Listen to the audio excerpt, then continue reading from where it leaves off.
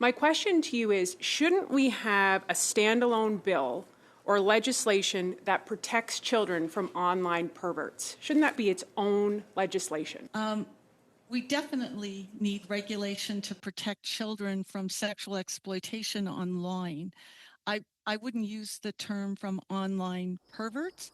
Hey gang, what's up? Aaron right here, Canadian Looney. So we're taking a stroll down memory lane. We've got Michelle Ferreri in committee asking questions to the witnesses about Bill C63. There's another bill that a lot of people don't know about, Bill C12. She's trying to include that in the conversation. Let's see how Michelle deals with these woke folk and Bill C63. Let's take a peek. Oh, yeah. Able to answer questions as well. So we will start with our first 6-minute rounds, and I will ask Madame Ferreri to please start. Thank you so much, Madam Chair. Thank you to our witnesses here. We are talking about one of the most serious bills that I think have come before Parliament, certainly in my time and many others' time, C-63. And I want to start with you, Ms. Selby, if I can, because you know, we have the Canadian Constitution Foundation who has said on record that Bill C-63 combined things that have no reason to go together. Van Gyn said the issue of the online sexual exploitation of children through pornography is urgent and serious and should not be lumped in together with the government's controversial plans to criminalize all kinds of speech and allow for civil remedies through the Canadian Human Rights Commission for Speech. My question to you is, shouldn't we have a standalone bill or legislation that protects children from online perverts? Shouldn't that be its own legislation? Mrs. Selby, you're on mute. Sorry. We definitely need regulation to protect children from sexual exploitation online. I wouldn't use the term from online perverts. I think there are many groomers. There are many reasons why children are exploited on the internet, and there's obviously a market for it, or it wouldn't be such a problem. I guess I'd push back, and I would certainly call those groomers perverts. So I guess we just have a difference of language, but I see your point. But I think what I'm trying to ask you is, shouldn't we have a standalone policy that enforces laws to protect these children and also ensures that social media platforms have a duty of care to ensure they're not allowing this to happen? So this is where we have a glitch. I believe that all internet platforms have a duty of care, but we need regulation that is what I would call best in practice to protect all children and vulnerable individuals on the internet. So under the age assurance umbrella, you have numerous tools, and if they are legislated to happen at the device level, everyone gets protected. Picking and choosing just certain media sites is not the only answer here. Very few people are protected when you take that approach. You need a broader approach to all internet providers, all internet platforms. And I think we would agree on that for sure. I guess what I'm trying to say is there's a bill that the Conservatives have. It's called 412. It was put forward by my Conservative colleague, and it deals with exactly what you're saying immediately, as opposed to C-63, which the Liberals have combined two separate issues that are not targeting the predators online and the sexual exploitation to Miss I can't remember your last name, I'm sorry, Miss Hoggin's point of these young children whose brains are forever changed. There's not a parent out there that isn't concerned about this. But I think the issue, go ahead, yeah. I view it as child sexual abuse via digital images. And there isn't a child protection expert on the planet that would agree it is okay for children to have this kind of exposure. 100%.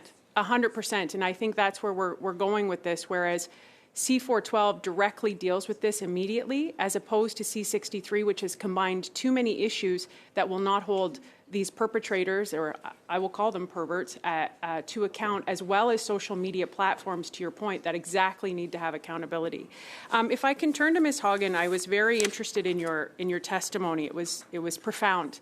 And you hit a lot of nails on the head in terms of the impact that this is having, social media is having on our children and exposing them too young to this. Without mandatory parental controls or algorithmic accountability in C63, how do we ensure platforms are actually protecting children? Great question. So having a positive duty of care, I think, is a really critical component of the Canadian bill, because it says you have to be actively thinking about how your product might be misused and designing proactively for it. So parental controls, I think, can be really powerful. They're a set of tools, but not all children have parents that understand technology well enough. Remember, most parents today didn't grow up as a 10-year-old with a smartphone, right? I hope not.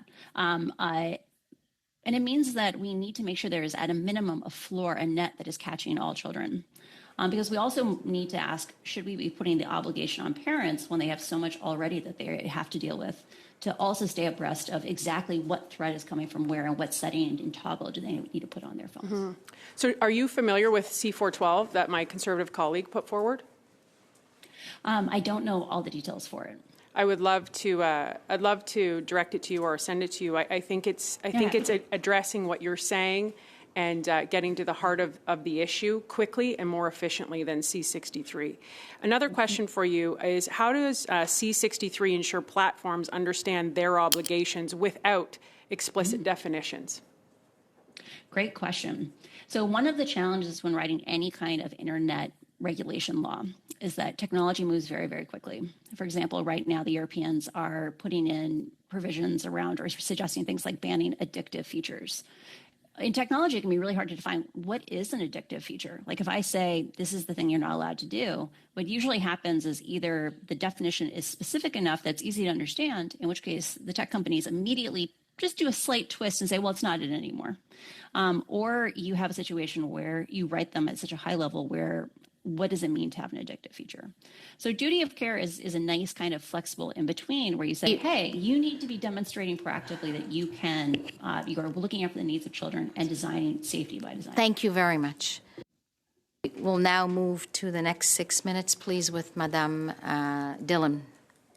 Oh, yeah. All right, gang, who doesn't miss Michelle Ferreri in the House of Commons? She was a firecracker in committee, great in the question periods, also great in just the sitting sessions. She's not there anymore. Hopefully she'll be back.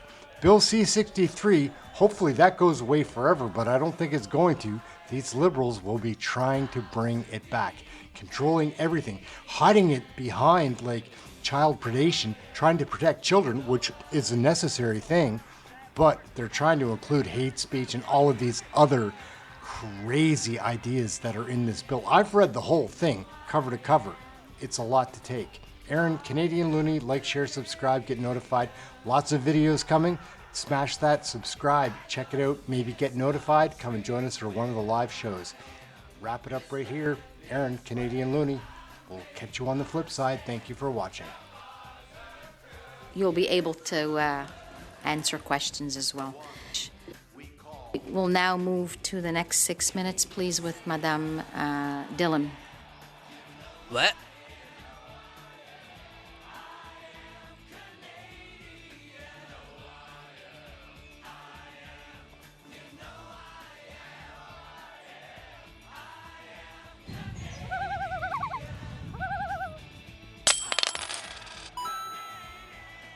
Oh, yeah.